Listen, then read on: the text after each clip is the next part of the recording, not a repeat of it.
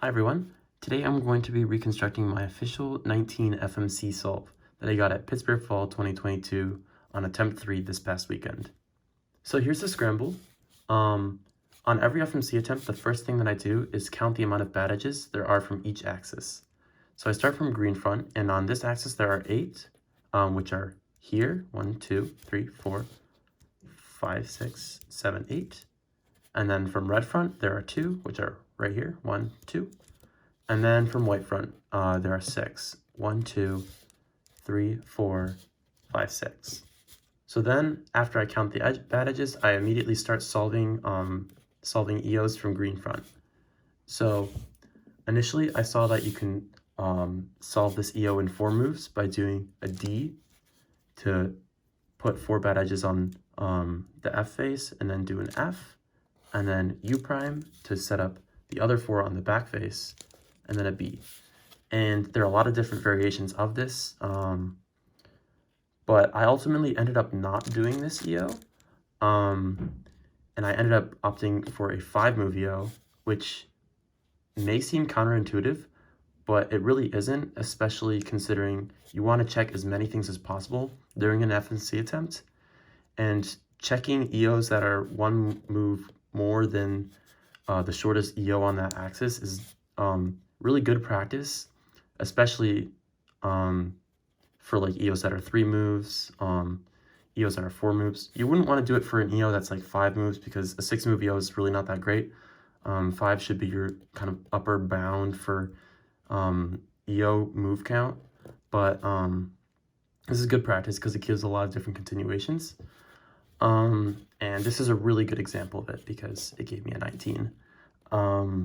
So if you do an R or an R prime before doing EO, it's just the same EO case, but with a move added onto it. So there's a lot of different variations of this. You can do R or R prime, like I said, and then after that, you can do a D or a D prime. A D or a D prime. And then after that, you can do an F or an F prime. So you can see how this can have a lot of different variations because you can mix and match all these different combinations. And ultimately, I ended up doing R, D, F prime, U prime, B. And this gives DR minus 2 edges and 3 corners. The 2 edges being here and the 3 corners being these 2, and then this one right here. And this is already set up in a really good case. It's 1 move to set up to a trigger. To solve DR minus 2E3C, you want to set it to a trigger like RU prime R prime or RU R prime, like this. In this case, it's RU prime R prime. And you can do a lot of fun stuff like inserting a B2 into it. But I didn't do that in this case, but that's just something to consider for future attempts. But yeah, it's just set up to an insert on 3x3. So as you can see, it's just 1 move to set up to that trigger, which is a D prime. And then I solve it by doing L, U prime, L. And this gives DR in 9 moves, and the corners are good. So if we take a look at the corner case,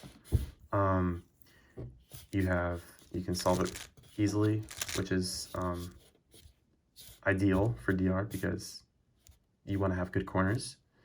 So taking a look at this DR, there's a pretty easy continuation to solve the corners by doing D prime R2 D prime, which makes this 2x2x3, and then you can do U2 L2 D prime, and that leaves 2E2E in 15 moves, which is a really, really good skeleton, especially with DR, because it gives a lot of options to cancel moves and give lucky cases.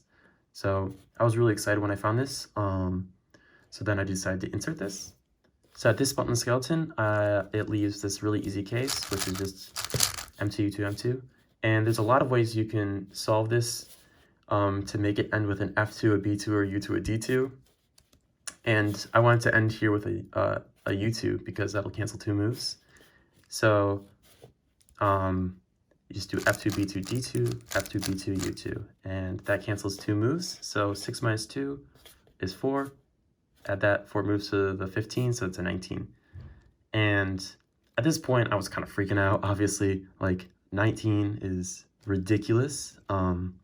I only have 2 sub-20s at home, one being an 18 with blocks that I got about 2 years ago now. And then another being a 19 that I got about a month or two ago. That was with DR, but I don't really remember the exact details of the solution, but that's not really important here. So yeah, getting a 19 in competition is really, really crazy for me.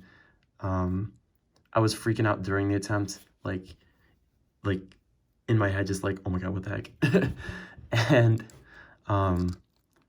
yeah, so I found this solution I found the initial solution in about 15 minutes, I'd say. And I submitted it about 10 to 15 minutes later because I really wanted to make sure I wasn't missing like an 18 or something. So I like checked for slices and whatnot, and I couldn't find anything. And after the attempt, I checked and I found out that it was optimal insertion and optimal finish after the DR. So I was really happy with that. It also gave me a pretty good mean, which was 24 flat, which is ranked 29th in the world as of December 20th. So I'm pretty happy with that. I was a little bummed because the first solve was a 28 and the second was a 25. And the 28 kind of brought the mean up more than it should have been. But you know, you can't really dwell on those things. I wasn't really expecting to get a 19, to be fair. So like, I had really low expectations going into the third attempt for the mean. But so this was a really pleasant surprise. But yeah, I really don't have much else to say other than this is a really surreal and exciting result. Top 10 in the world has been a dream of mine in any event ever since I like started. So it's really, really special to finally get something like this. I'm really hoping that I can get a mean top 10 someday so I can be double top 10. I think that'd be super, super cool, but that's definitely gonna be a little further down the line because it's a lot more difficult. But despite all that, I'm still so happy to get a 19. So thank you all so much for watching. I really hope you learned something here. And if you have any questions about FMC or about the attempt, feel free to leave in the comments. I'd be happy to answer. And yeah, I hope you all enjoyed, and I'll see you later. Bye.